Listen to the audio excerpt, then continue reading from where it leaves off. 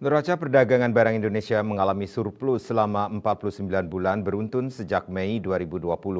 Keberlanjutan keuntungan pada Mei 2024 mencapai 2,93 miliar dolar Amerika Serikat.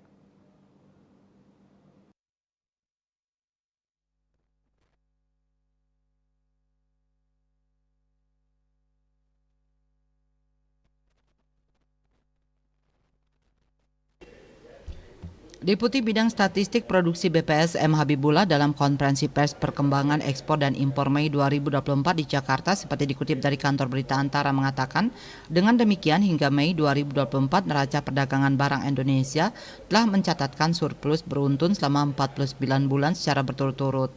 Habibullah menjelaskan keberlanjutan surplus itu didapat dari keuntungan transaksi perdagangan di sektor non-migas yang mencapai 4,26 miliar dolar Amerika Serikat serta dikurangi defisit transaksi perdagangan sektor migas 1,33 miliar dolar Amerika Serikat.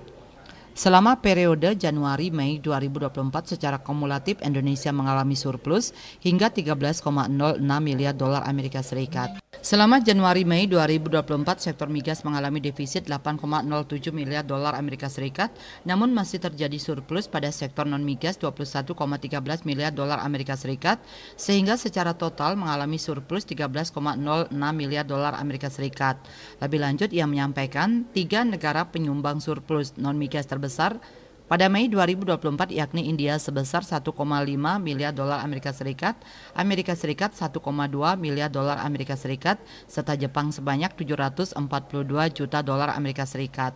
Sedangkan 3 negara penyumbang defisit neraca perdagangan tertinggi yaitu Cina 1,3 miliar dolar Amerika Serikat, Australia 539 juta dolar Amerika Serikat, serta Thailand 320 juta dolar Amerika Serikat. Sebelumnya, Badan Pusat Statistik menyampaikan kenaikan nilai ekspor Mei 2024 yang mencapai 22,33 miliar dolar Amerika Serikat atau naik secara bulanan 13,82% didominasi oleh kontribusi industri, pengolahan non-migas, manufaktur yang menyumbang terhadap devisa di periode ini sebesar 20,9 miliar dolar Amerika Serikat.